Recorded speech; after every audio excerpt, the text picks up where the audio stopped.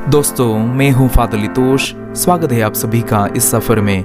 मैं आशा करता हूं कि आपके दिन और जीवन सार्थक हो जाए। पराजय का सामना करने की शक्ति। 8 साल का गिलबर्ट कभी स्काउट्स का सदस्य था। एक बार स्काउट्स के सदस्यों के लिए कार दौड़ प्रतियोगिता का आयोजन किया गया।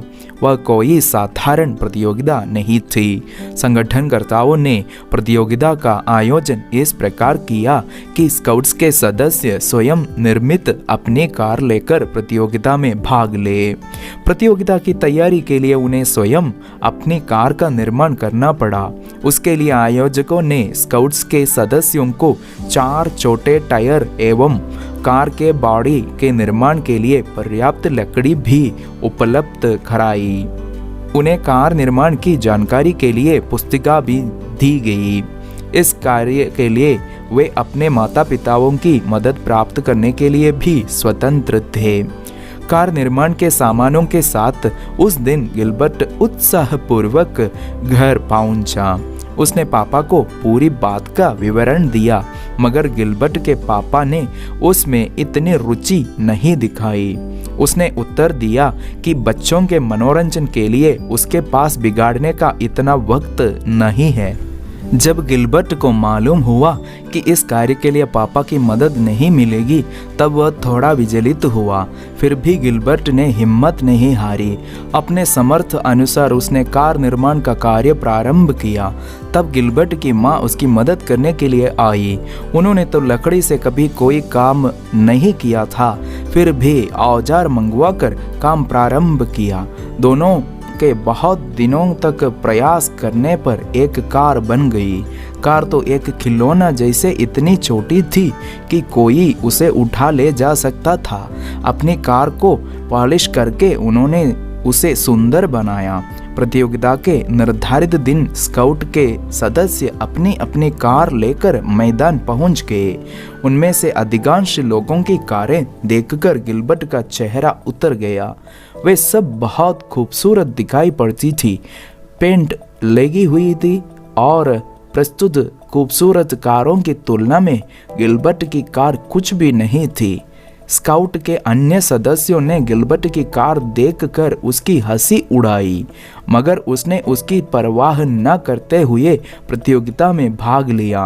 प्रतियोगिता 2 व्यक्तियों के बीच थी। जो प्रतियोगिता में जीत जाता है उसकी प्रतिस्पर्धा दूसरे से होगी। इस प्रकार जो अंत तक जीतता रहेगा पुरस्कार उसका रहेगा। प्रतियोगिता की सीमा रेखा में खड़े होकर कार को आगे की ओर धक्का देना है। जो कार लक्ष्य रेखा पर सबसे पहले पहुंचती है वह विजयी घोषित की जाएगी। यही प्रतियोगिता जीतने का नियम था। बाकी सब लड़के प्रतियोगिता के लिए अपने अपने पापा के साथ आए, मगर गिलबर्ट के साथ उसके पापा नहीं थे। उसके साथ उसकी मम्मी थी। गिलबर्ट ने अपने पापा की अनुपस्थिति का दुख प्रकट नहीं किया। प्रतियोगिता प्रारंभ होने की सीटी बजी, जिसकी प्रतीक्षा सब उत्सुकता के साथ कर रहे थे। जब से गिलबर्ट प्रतियोगिता में भाग लेने लगा, तब से किस्मत उसके साथ थी। एक एक को पराजित करते हुए वह प्रतियोगिता के अंतिम दौर में पहुंच गया। अंतिम खेल की सीटी बजने से पहले गिलबर्ट ने रेफरी से आग्रह किया, मुझे जरा समय दीजिए कि मैं थोड़ी देर प्रार्थना कर सकूं। गिलबर्ट के आग्रह के अनुसार प्रार्थना करने के लिए उसको समय दिया गया। उसने घुटने टेक कर आंखें बंद करते हुए 1.5 मिनट तक प्रार्थना की। प्रार्थना समाप्त होने पर उसने कहा, मैं तैयार हूँ, हम प्रतियोगिता प्रारंभ करें। अंतिम खेल प्रारंभ हो गया, जिसकी प्रतीक्षा सब कर रहे थे। उत्सुकता के साथ सब यह मालूम करने के लिए खड़े हो गए थे कि कौन जीतेगा। गिलबर्ट की कार सबसे आगे पहुंच गई। उसने विजय हासिल की। गिलबर्ट ने आकाश की ओर देखते हुए कहा, ईश्वर को धन्यवाद। वह आनंद के मारे उछल पड़ा। पुरस्कार वितरण के समय स्काउट मास्टर ने गिलबर्ट से पूछा, विजय हासिल करने के लिए तूने प्रार्थना की थी है ना? गिलबर्ट ने इनकार करते हुए कहा, जी नहीं, ऐसा करना ठीक नहीं है। मैंने इसलिए प्रार्थना की थी कि ईश्वर मुझे शक्ति प्रदान करे, यदि मैं हार जाऊं तो न रोऊं।